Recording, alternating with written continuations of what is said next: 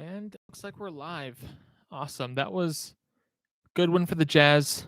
Honestly, I was not terribly happy with the results from the first quarter, but after looking into it more, it makes sense. The Jazz were playing a different rotation tonight. Um, the starters were primarily the same.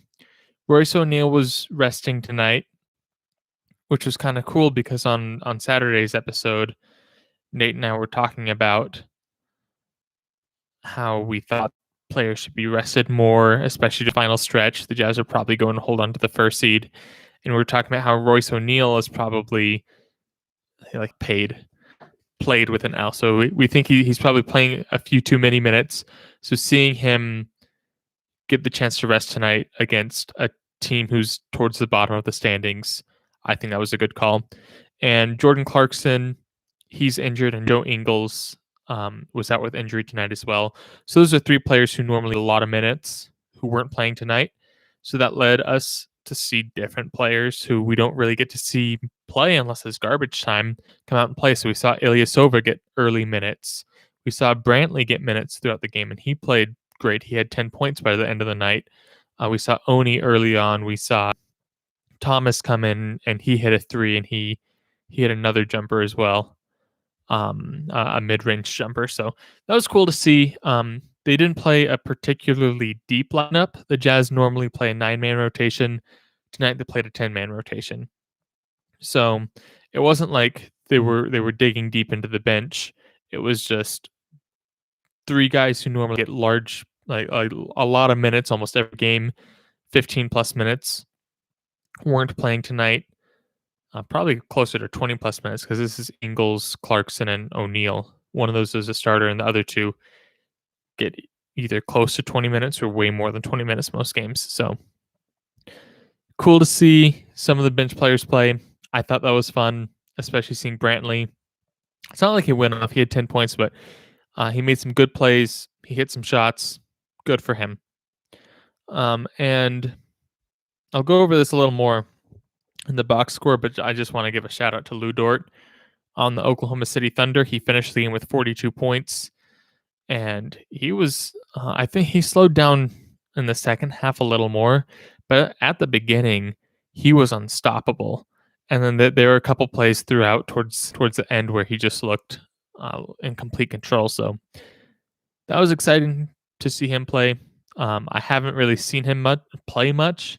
I've seen a few highlights from him, and I've heard his name at least. I at least got the first name. I can't see the full first name, but I can say Lou Dort. So his full first name is something that I would butcher if I tried to pronounce. Cool to see him play. Shout out to him. But with that said, make sure you leave your comments in the live chat.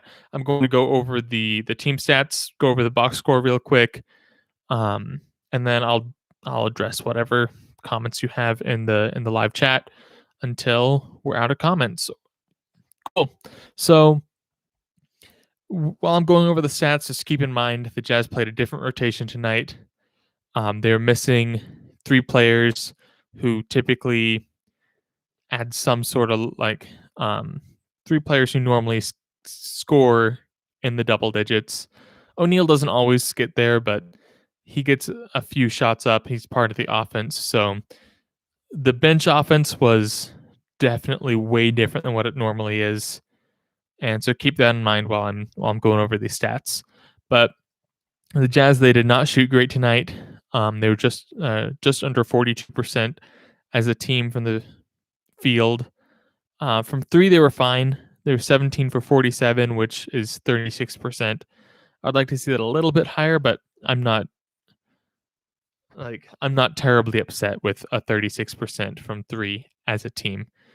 And free throws, they got to the line plenty. They got 20 free throw attempts, hit 17 of them. So shooting was kind of mediocre tonight. I'm hoping we can see some improvements, especially since this was the Thunder really don't have a great defense. They hustle, so maybe they're a tougher defense than some teams, but I don't really look at the Thunder and say that they really have any any awesome lockdown defenders, or they might have a couple because they have some athletes, but at least not a great team defense. So I would have loved to see the Jazz shoot better, but they were running a different lineup, so I'll give them a pass for tonight. Rebounds were pretty equal. The Jazz gave up 15 offensive boards, which you don't love, but that's not the worst thing in the world, especially since the Jazz got 11. Um, so yeah, nothing too exciting there. Jazz were great at passing the ball around, ended up with 24 assists as a team, 10 blocks, which is pretty exciting. I'll have to go in the box score and see exactly who got all those blocks. That's not normally a stat I follow very closely, except for when Gobert almost gets a triple double. Everything else pretty typical for the Jazz. One interesting stat is that the Thunder led at one point by 17 points. I don't remember if that was in the first quarter or like earlier in the second quarter, but in the second quarter, the Jazz put on a comeback, had the lead by a point at halftime, and then they just controlled in the third quarter. And in the third quarter, they outscored the Thunder 33-16. So after that, even though the Thunder outscored the Jazz 27-18 in the fourth, it was game over after the third quarter. The whole fourth quarter was basically garbage time. But box score, I'm going to skip over the Thunder, except for another shout out to Dort for just being unstoppable on offense. And Will called me out for saying that they don't really have any great defenders. He said Dort is a crazy good defender, though. I tried to backtrack and save myself when I said that, because I realized they do have a couple in like individual good defenders, but I as a team, it's like the team defense isn't as great as it could be, which is fine. Especially when you're a team of a bunch of young players, you can work on that, and that's kind of how the Jazz have been for the last, well, before, like, over the past 2 years, like the first 5, they were kind of a, eh, like you saw flashes, and then Rudy Gobert started to really um, become how great he is now, and the rest of the team started fitting in. So yeah, so I think the Thunder will get there as long as they can find a core and keep that core together. But I want to figure out who had these blocks. Gobert had 7 blocks, so shout out to Gobert. His line was 13 points, 14 rebounds, 7 blocks, a steal, and an assist. So that was fun. And then, like, I love watching the Jazz when they have these. This one wasn't quite a blowout because they gave up part of their lead in the fourth quarter. They gave up 9 points. As far as like, they scored 9 points less than the Thunder did, but it was pretty much a blowout. Because at the end of the third they were up by 19, and they just didn't really let the Thunder have a comeback. And it was really like the last few minutes that the Thunder just scored an extra few points to make it look less like a blowout. But the point I'm getting to is that the Jazz, I like how they, in these games when they blow people out, you don't see like Mitchell going off for 50 points. Like, you usually see Mitchell scoring less, and there's no one that really like scores a ton of points on these nights. It's kind of spread out evenly among the teams. So Bogdanovich actually led the Jazz in scoring with 23 points. Mitchell had 22 tonight. Niang had a great night. He was 6 for 13 from 3. He had 18 points, 10 rebounds. So talk about him being an underrated player off the bench. He's probably someone that most teams don't game plan much for, but we've seen him kind of go off a couple games, and he has good defense. He rebounds the ball, so I love having him on the floor. And then Conley with his 15. I talked about Gobert. And then Brantley, I'll just give another shout out to him. 10 points, 4 rebounds. I liked watching him. I'd like to see more of him. And Oni only had 7 minutes. He didn't score. He had a steal. So I'd like to see more of Oni too, but I'm not going to comment on his performance because I feel like after just 7 minutes isn't really enough to really get in the groove of the game. And Brantley had 22, so I'd like to see a little more of both of them. But then again, who are you taking minutes away from when everyone's healthy? But with that being said, good win for the Jazz. I'll hop into the live chat now.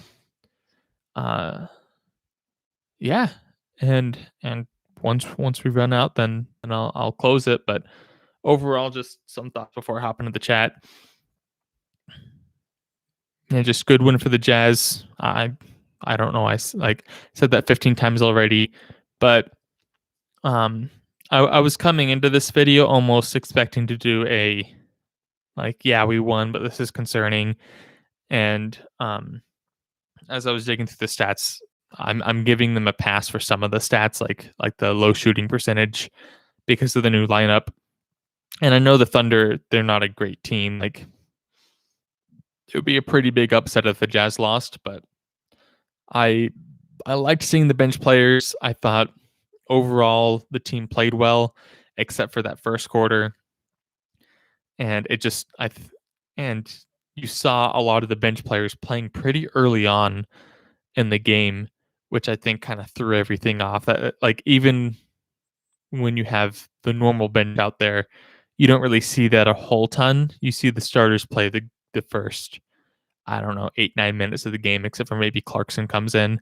So I think uh, Coach Snyder was testing out some things since he was forced to because of some injuries and O'Neal resting. But I'm excited. I hope he continues to test stuff out like this and be a little more experimental and start resting a few more players because I think that will be good for the Jazz overall, especially since I think it's going to be tough for them to lose that first seed. And if they start slipping, maybe stop experimenting as much. But I would like to see that more from the Jazz, at least right now. Um, and especially since a lot of the teams they're playing should be easy wins, even though they dropped one that should have been an easy win against the Wizards. But now I'm finally going to hop in the chat. I think I said it like 3 times, but so Will, he said we got to get better at 3-point defense. We were just like staring at or standing or staring at people, letting them shoot. Yeah, that's interesting. Like, because that's a good point, and I don't think I've given much attention to that. Because when the Jazz were going on the run and they were winning like 12, 13, like a ton of games in a row, I felt like the 3-point defense was really awesome. They hustled. And the reason why the defense was so good is because they could run people off the 3-point line. And when they got threes, they were tough threes. And then they'd run them off the line. And then where do they have to go? They have to either shoot a mid range or deal with Gobert at the rim. And so that's why they just have had a tough time with like mid range teams, which is kind of what I was talking about with the Suns game. The Suns are like, they're good at getting mid range shots, even though technically it's a bad shot. But like that's why the Jazz have been doing so good, is because no one's trying to get mid range shots, and the Jazz kind of forced them to take that. But it's true. I feel like the defense has been lazy. You've been seeing them like not trying to close out, not running them off the line, even when they had the chance. I did notice a few plays like that. So that's something to keep a lookout for. I wonder if that's just them saying, hey, we're up by 18 right now. I don't need to. Or if it's the season starting to get them a little tired. And as I mentioned in Saturday's episode, like, is it them playing the 9-man rotation almost every single game that their good players are starting to get a little more tired? I don't know. Just speculation at this point. And then I talked about Lou Dort, talked about how I disrespected his defense for a second there, but yeah, so I'll skip those comments. And then yes, so sorry, this is, I didn't bring this up, but this is something I wanted to bring up. tongue-tied. So thanks for bringing it up. Sort of said, I like that we can still do pretty good without our main players. And that's something that, even though most of our starters were there, how many our starters were still getting 30 plus minutes. But as we talked about before, one of the biggest strengths for the Jazz is that bench unit. And it's not like the bench unit comes out and then the starters, it's not like a swap. You're always switching in these bench players in among the starters. And so it's a bunch of different lineups that the Jazz are using, which I don't think I need to bring up. I think that's pretty standard in the NBA now. It used to not be as much. But we have players who, like, if Clarkson's out, we know we have starters who can step up there. Or Clarkson recently, before he was injured, was just not shooting well. And we know we have players like Niang who can have a night sometimes. Obviously, he's not the level of scorer Clarkson is. Or we can have Brantley come in and hit 4 for 5 on like really efficient shooting, score 10 points for us. So I think it's nice to see these players get minutes and succeed. It was nice to see Thomas and Ilyasova get a few more minutes than they normally would have, even though neither of them played very well. Just kind of getting them into that system. So I feel like that's a good, both a safety net and a good to see for the Jazz future. Obviously, Ilyasova is not going to be so much the future, but yeah, I liked seeing that as well. And Source says, I wish we had someone besides O'Neal that grabs offensive rebounds every once in a while. That's some. I feel like doing these streams has made me start paying attention to offensive rebounds more. I 100% understand the importance of them, and I just think I've been neglecting them. But that's true. Like I should look at the total like team stats over the course of the season to see how the Jazz rank. That's not something I do very often, but uh, I would venture to guess that the Jazz aren't the greatest offensive rebounding team.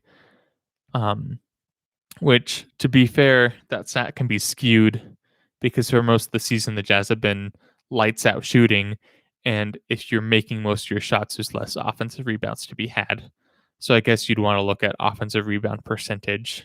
Go into the more advanced stat there. But that's true that rebounding is hustle. Offensive rebound is like twice as much hustle because a lot of times you're not going to be in position for that, and you have to really. It has to be a heads up play to get that board. So that, and O'Neal's the perfect guy for that. Then again, like you said, it would be nice if we saw that kind of hustle from every player on those boards. But with the NBA, it's interesting to watch because this would never have been a conversation 10 years ago. But you need to kind of protect your players who are volume shooters, like Donovan Mitchell, like Clarkson, like Conley, who like they could go and hustle every single play for every single ball, and that'd be awesome to watch. But over the course of a season, will that lead to more injuries? Will that make it so that they're not ready at the end of the game to hit the bucket or whatever happens? So I agree. I would love to see more offensive rebounds. But I think that does bring up an interesting conversation of I don't know. I don't know how much strategy goes into that. If that's just players not thinking about it, players being lazy and not hustling, or if it's part of the strategy and they say, hey, don't overexert yourself for rebounds if it's a tough one. Will says, imagine Gobert gets a good post fade or hook shot. He'd be really good. Yeah, imagine Gobert if he had Kareem's skyhook. That would be unstoppable. I'm surprised, honestly. I guess like with the whole small ball movement, I'm kind of going into a whole like a mini rant of the of like what the NBA is moving into. So obviously, like with Kareem, the skyhook was unstoppable. No one could figure it out. And then in the 90s, when you had a bunch of good big men, you had Ewing, you had Elijah Wan, you had Shaq, you had you name it, like some of the best centers in the NBA. and the skyhook was still there. No one had it like Kareem. I'm surprised no one has like really worked the skyhook like Kareem has ever. But now the NBA, obviously, they moved into that small ball phase, and now it's less about small ball and it's more about finding the biggest guys with the most talent. That's why you see guys like Anthony Davis and Kevin Durant just killing it, because they have the length, they have the size, but they also have the athleticism and the shooting and the handling. And so that's going to be the future of the NBA. I bet you're going to start seeing, like, people used to say centers are dead. Now it's going to be centers are going to be the most valuable player again, but it's going to be because they're shooting 40% from three, but they're also getting 12 rebounds and scoring efficiently in the paint. So if we could see a center today get a skyhook, I doubt anyone could figure out how to stop that.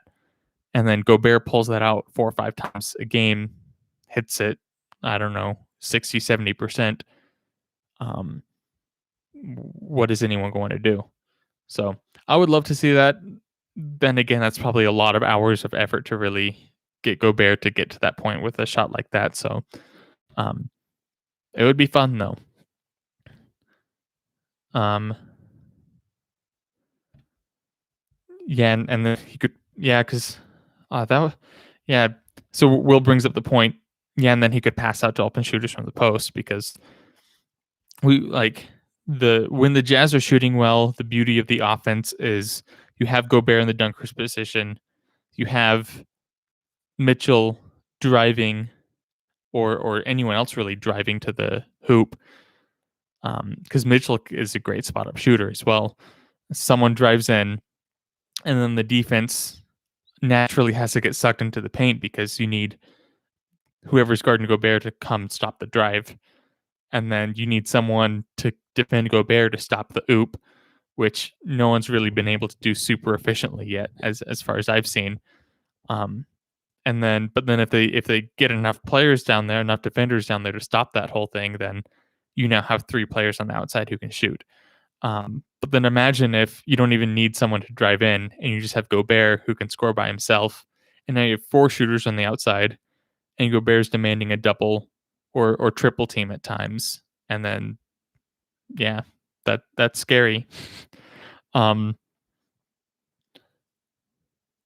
and Sawyer says, yeah, I know Gobert has been working on some shots a little bit out of the paint. I'm sure it's been something he's been working on for the past several seasons, and I don't have anything to back this up. This is just a pure assumption about it. I just think um, he's not comfortable enough with any shot to pull it out regularly in games. We've seen like a couple times this season where he pulls out some post moves and gets some good shots, and those were fun. But I almost think this is kind of like a Ben Simmons situation where it's not that he can't score with them, it's that there's probably a mental block, or he's something stopping him, that he just doesn't want to get those game reps in for some reason, and that's really going to be the only way that we're going to see him get better, because there's only so much you can improve in practice. And actually, I don't know if you guys have listened to the Mike Conley interview on JJ Redick's podcast, but Mike Conley, um, he's so he shoots with his left hand, right? But he said that he's actually right-handed, and I don't know how he started shooting with his left hand. But JJ Redick asked him if he were to do like a 3-point shooting contest against himself, and he would shoot one round left-handed and one round right-handed. JJ Redick asked like which one would win, and Conley said probably the right-handed, but he's just like, if you were to try to pull that out in a game, it would just feel so weird, and he would feel like less confident, even though the motion might be better right-handed, that he just sticks with left-handed. I thought that was really interesting, because shooting is like such a mental game, and um, even though the motion and the mechanics of his right hand may be better, which I kind of doubt that because he's gotten so many reps with his left hand. It may be better with his right hand, but it's that confidence, and there may be that doubt in the back of Gobert's mind when he's taking these shots that's stopping him from shooting it.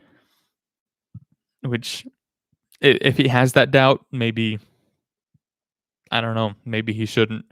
I'd still like to see him try it a little bit, especially in games where you're up by 20. And then going back to the small ball question topic. So Will Jensen says, "Yeah, and I was thinking about small ball and how Jokic uses his post game to either force a double team or make the fade or hook shot. I'd rather a fade away than a hook shot because then he might be able to spot up 10, 15 foot shots as well. I think both are valuable. If you add one, like, great.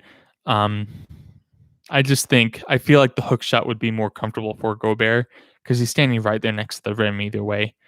Then again, though, like, imagine Jokic with, well, I guess Jokic doesn't really have a sky hook, but he has every sort of finishing ability other than that, I feel like, around the rim, and his passing is incredible. So imagine Gobert with that kind of passing. That would be killer.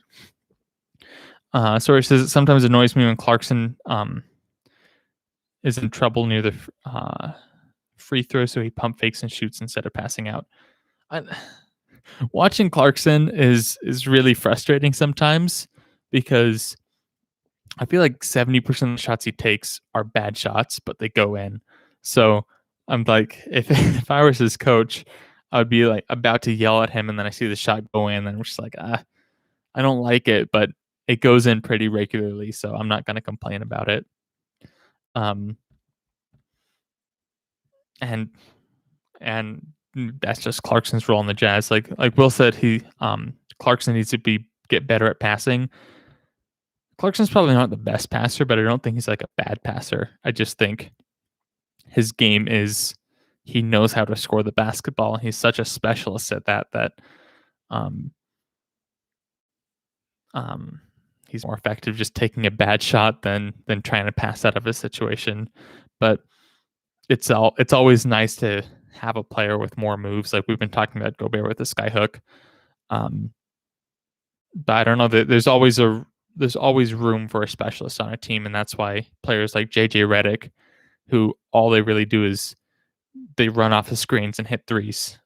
That's why they get paid a lot in the NBA today. And Clarkson's not quite the shooter like that, but he has a lot of different moves to get the ball in the basket. And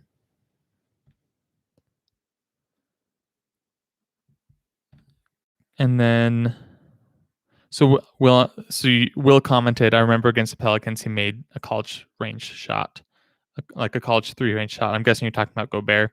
I don't remember this specific shot, but I remember hearing, I don't know if you're talking about this season or a few seasons ago, but like Gobert's hit a mid-range shot in a game before, but so he's capable of doing it, but I don't know, something stopping him from shooting. I don't know if it's him or his coach or what's happening there. Parker says, did you ever play any sports? I played basketball. So I played freshman team basketball, and then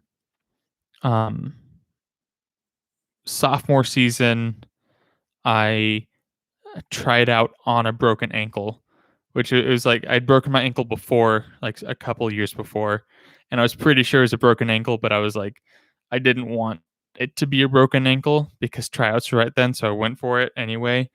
And obviously I didn't play good enough to make the team. And then junior year, I just didn't try hard enough to actually, I tried out, but I didn't, I was not focused on basketball. So I was not in basketball shape come tryouts. And then, so I didn't really play much in high school, but I did play freshman year. Actually, Nate was on my team too. So yeah, that was fun. Basketball's fun. Yeah. Thurl Bailey had a sky hook. He should mentor Gobert. That'd be cool. I like Thurl Bailey. I don't think he spends much time around the team, but he's in the arena, so he watches the team a lot because he announces a lot of the games. So yeah, if it helps, I'd love to see it. I like Thurl Bailey's a great guy, so anything with him closer to the players, I'd love to see.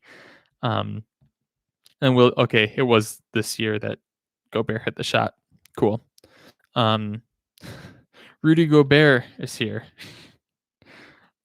I was at the last two games. I was screaming my butt off last night, by the way. Awesome. I had some friends at last night's game against the Wizards. That was a rough loss. The Wizards are an interesting team because they have great players. They're just not a great team. So it's one of those that it's rough to lose to them, but then again, you're just like sometimes great players pull that kind of stuff off. I feel like Westbrook is like as much as he's not super valued in the NBA right now, Westbrook, like the Jazz don't play great against Westbrook. He's figured out how to score in the paint even with Gobert there. He's just too quick. So rough loss, but oh well. We're still in the 1 seed. Will says in the offseason, Gobert said he had been working on the mid-range shot, so I hope he at least takes them once in a while when he's open. Yeah, especially like in blowouts, I haven't seen the Jazz really experiment with anything. They just keep pushing the lead, which is great because if they don't do that, there's probably a couple games that they were up big and then they drop because they don't push it. But I'd almost be okay dropping a couple of those games to experiment different things, whether that's experimenting with lineups or whether that's just telling Gobert, hey, shoot a 15-footer. If you get space, shoot it. We don't care if it's an air ball. Shoot the next one when you're open too. And getting those reps in might turn into something. Sources that sucks. I had I had a bad ankle too. I had to get surgery. I never had surgery. I never had like an awful break. It was a pretty bad break on my nose. That's probably why I got the habit of, if you notice, sometimes I touch it. And I think I got in the habit because there's a bump there because it broke pretty bad. But my ankles, it was always stress fractures because I was always twisting my ankle and then I never rested it and I was awful at stretching. So make sure you stretch and make sure if you twist your ankle, give it a week or two to kind of calm down. Otherwise, you might get a stress fracture. Sources, I think we'll win one of the LA games. I'm excited for those. Yeah. I guess it all depends on injury stuff for LA. And I guess for the Jazz, I don't know if Clarkson will be back by then. I don't know what his timetable is. Will says, I'm finally going to a game this year on Friday. Awesome. I didn't think I was going to a game this year because I looked at the schedule. It was the second Grizzlies game, if you remember that one. I think that was a Saturday. I was looking at the schedule and trying to plan out, like, because I'm super busy during the week, except for like during these streams, that it's really tough for me to make it up to Salt Lake and get everything done in between all that. But I was looking at all the Saturday games and that were at home, and just none of them fit my schedule except for that one on that day, which was the second Grizzlies game. So I made it to that one. That was fun. Conley didn't play, but we won by a lot. So it's kind of weird going with like a mostly empty stadium, but it's still watching the Jazz live. So it's a ton of fun. Thanks, Young Paula. He says, you deserve more people watching live streams, man. Y'all are fun to listen to. That's the hope. Like right now, like I have fun doing them. I hope Nate has fun doing them. They can take a lot of time, but I hope you guys are having fun too. And just eventually as we keep up with it and you guys like the videos and share it and we just eventually start getting in front of more Jazz fans, then I'm sure we'll start getting more people. There's one time where I forget what our max was, but for a couple streams there, we were getting 20 plus people every stream and they were going on forever. But I think it kind of died down when the winning streak, when they lost and then winning the first like really long winning streak got cut. People weren't as excited anymore. So I just think they decided to not spend their time watching post-game streams about the Jazz. But when the playoffs come, I bet it'll jump up again. So Carter's Rudy Gobert. Cool. It's what do you think about? So Carter says, "What do you think about the Jazz in the playoffs?" Um, I don't know that playoffs always get me nervous. Whenever I'm following a team, especially like this season, I follow the Jazz closer than any team I have in the past because so like we started putting YouTube videos on right around I think right before the beginning of this season. And before that we were just purely podcast. And we started the podcast, I don't know, was it February or March last year?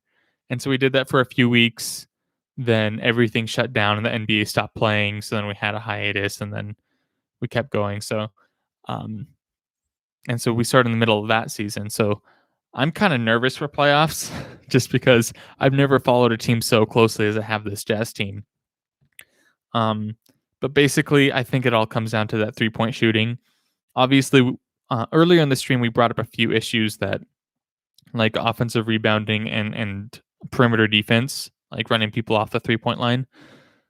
But if the Jazz can just get their 3-point shooting back to where it was, where they're shooting high 30s every single night as a team, high 30s or better, then I think it's really like if they can get to that point, Western Conference Finals is the expectation. And whether they win that or lose that, I feel like that's kind of where the expectation is. Obviously, if they like the Western Conference playoffs are going to be insane this year. Look at all the teams. You catch them on a good night, even like you don't know if you're going to win. The good thing though is it looks like the Jazz are going to get the first seed, and it looks like the eighth seed is going to be like either the Grizzlies or the Warriors. The Spurs might be in there. I think the Pelicans are also in that race, and the Warriors are kind of dropping out, so it might not. The Warriors might not even get a play-in game with how things are looking. So I would love to play any of those teams in the first round because the other options are the Nuggets, the Mavericks, the Lakers, the Clippers, the Suns. Like, who am I missing? I don't know, but all good teams that if you catch them on a good night, 4 nights in a row, like you could lose the first round series, which is how good the Western Conference is. So if the Jazz get the first seed, I think it's pretty close to a lock that they'll make it to the second round. I think it's a disappointment if they don't make it to the conference finals, but and I don't think it's unrealistic to think that they could make it to the finals. So those are my thoughts. Expectation definitely second round, and I'd be disappointed if they don't make it past the second round.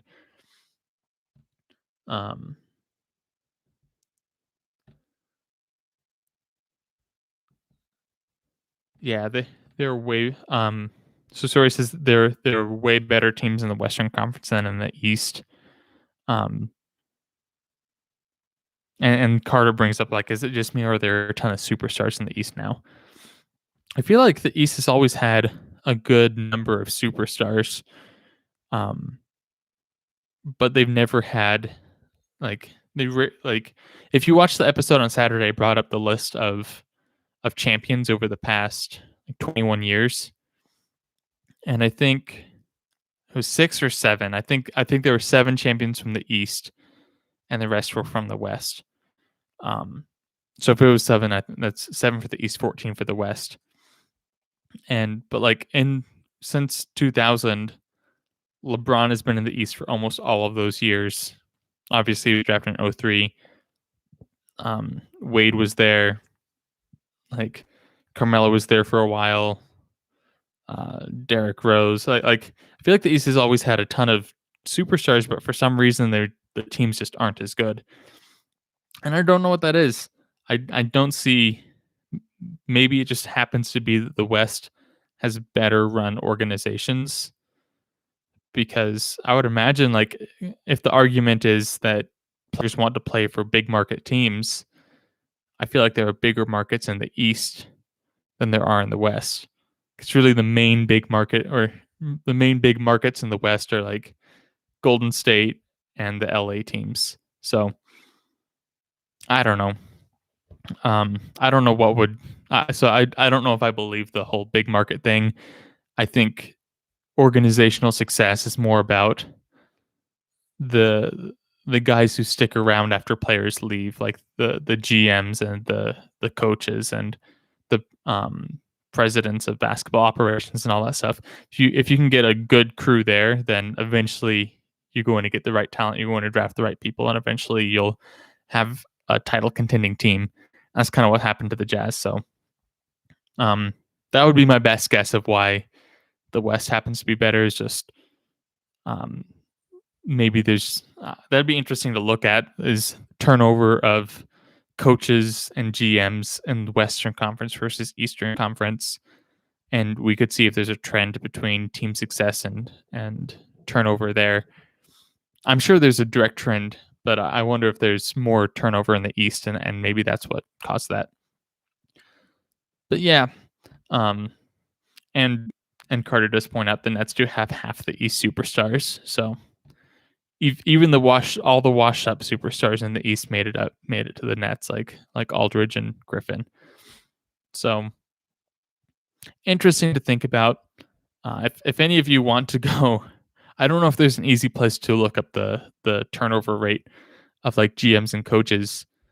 That might have to just be a manual thing, which might take a while. But if any of you take the time to do that, that would be really cool to see. Let me know, and I'll probably spend a good chunk of a stream or maybe just make an individual standalone video about that because I think that'd be interesting. I don't know if you would, but yeah, everyone, thanks for joining me. This was fun. Good one for the Jazz. It was fun to see some new players tonight. And the next game, I forget when it is, but I'll be doing the stream when the Jazz play next. Just hop onto YouTube and I'll be here. And then after that, we get to watch the Lakers play the Jazz. So I'm excited for that. Thanks for joining me. If you haven't liked the video, hit the like before you head out. And have a good night, guys.